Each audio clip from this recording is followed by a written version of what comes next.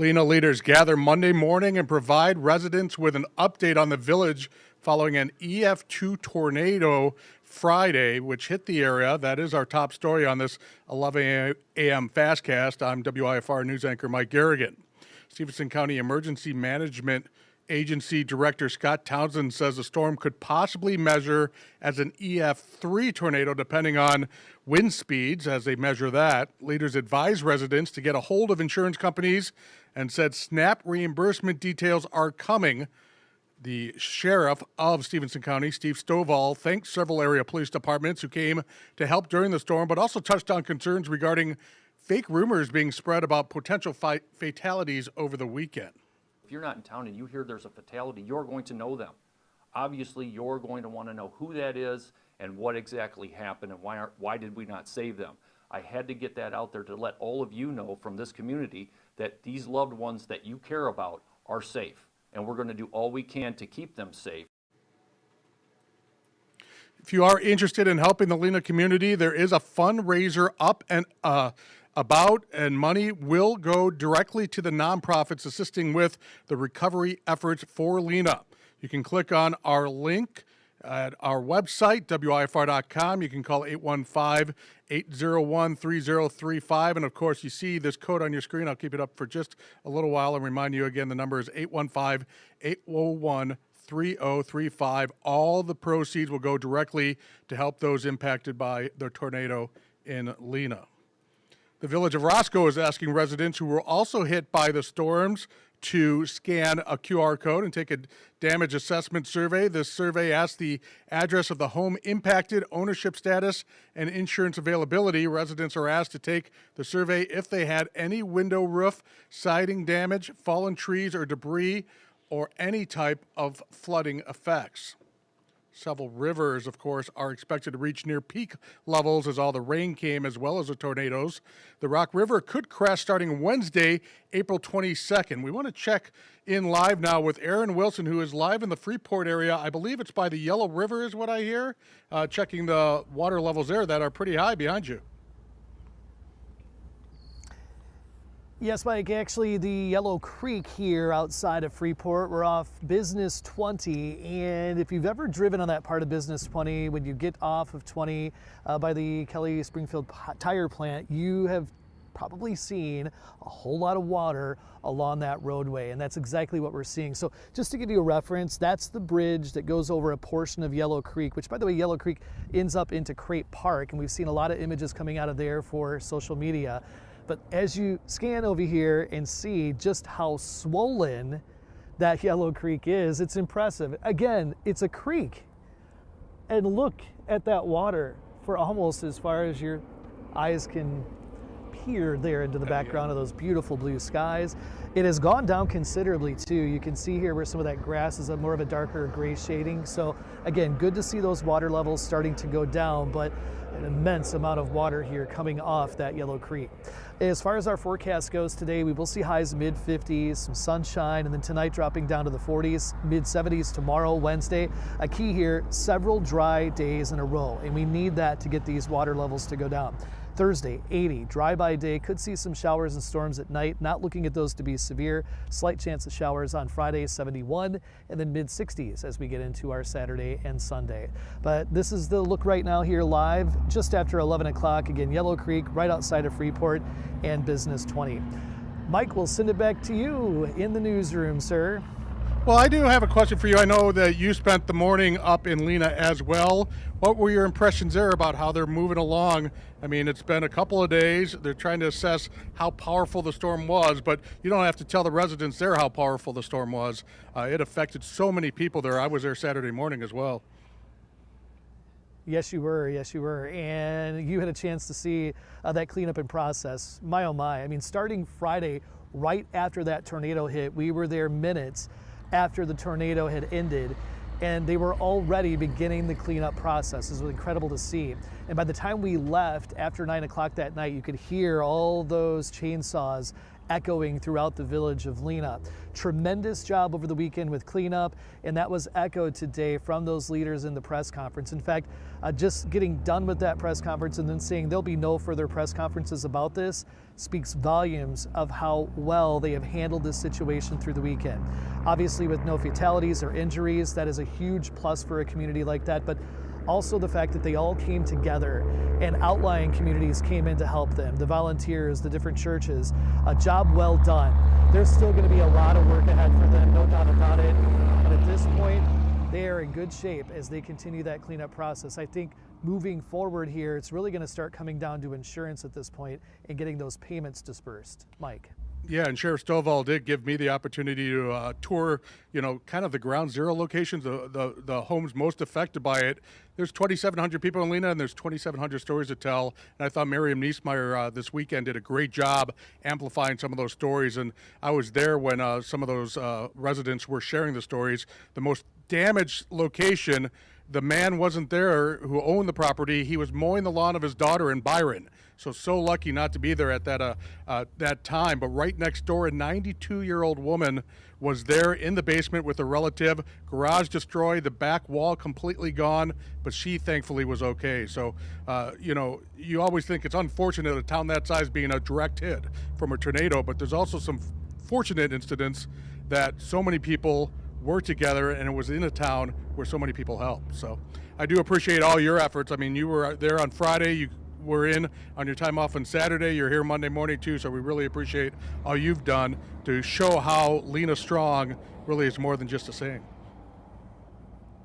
Lena Strong indeed, Mike, and thanks for all your efforts. Back to you, sir. Thank you. All right, bye, Aaron. In other news, a 71-year-old man is indicted, accused of sexually abusing a woman when she was a child. John Eipert faces predatory criminal sexual assault of a child and grooming charges. In March, the woman claims Eipert sexually assaulted her when she was between 4 and 6 years old. Investigators also say the suspect would force the woman to watch pornographic films with him. If convicted, he could face decades in prison.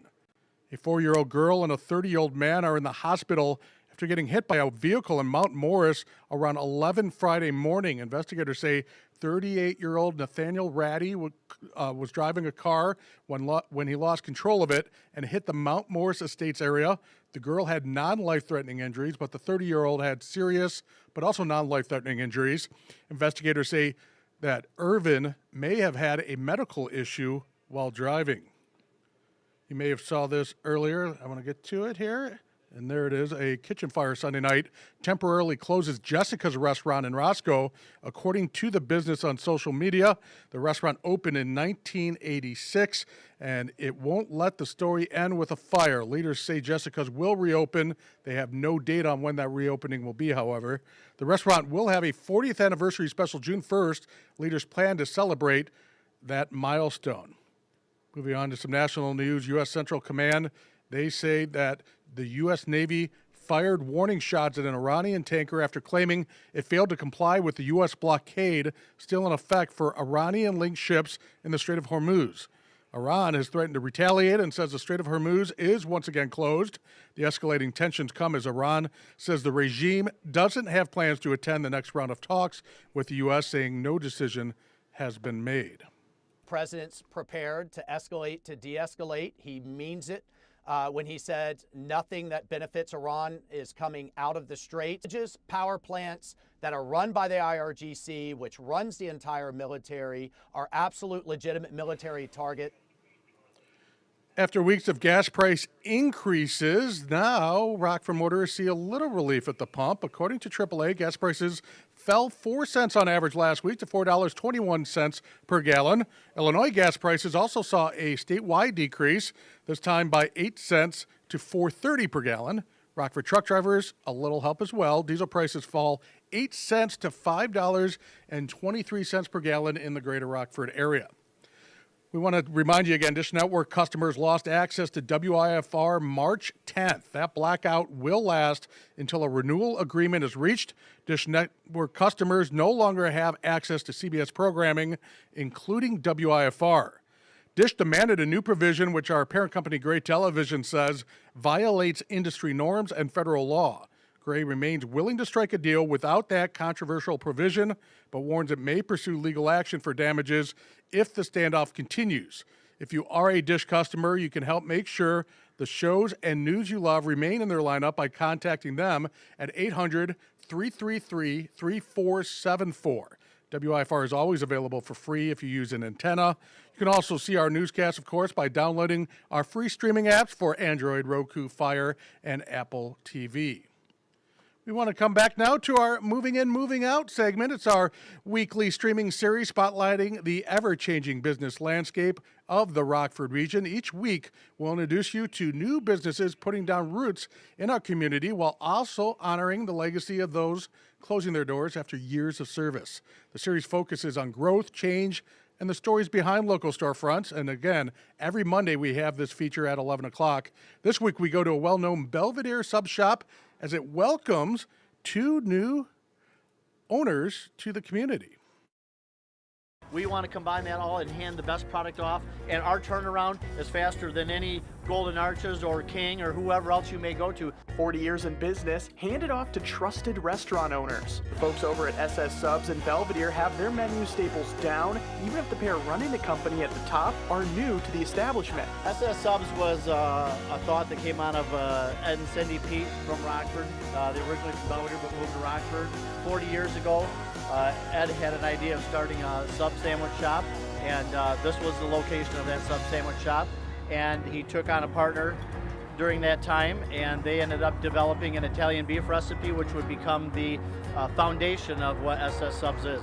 But why choose Belvidere? I think it chose us. We didn't choose it.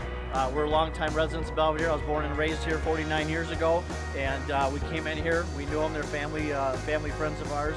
And we had heard the idea that they were tossing around of selling it and retiring. So 40 years in business, successful, and my wife and I had already been doing a mobile food truck business, which was becoming very successful at the moment.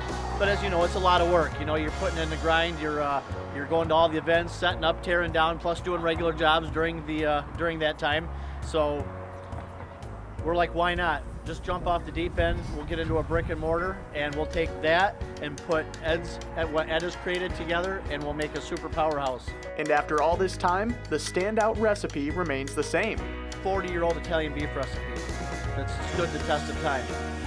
You got to stop and try it. You can go anywhere in the world. You can go with fast food, but fast food isn't fast food anymore. It's all processed food. What we serve here is the best quality ingredients that money can buy. As far as we're concerned, we try to eliminate all seed oils for all the customers, so people that have a lot of allergies. We're using all boar's head cheeses and meats. We're buying local as much as we possibly can from local people, the butchers and so forth. You've got the park that's right across the street. We've got the cruise night. This cruise night engulfs this whole parking lot behind us. There's hundreds of cars out here, hundreds of people out here. This is the perfect spot to be.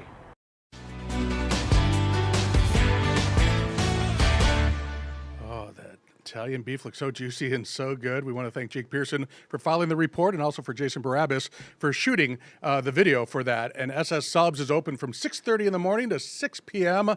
Monday through Friday. You can visit their location at 106 South State Street in Belvidere.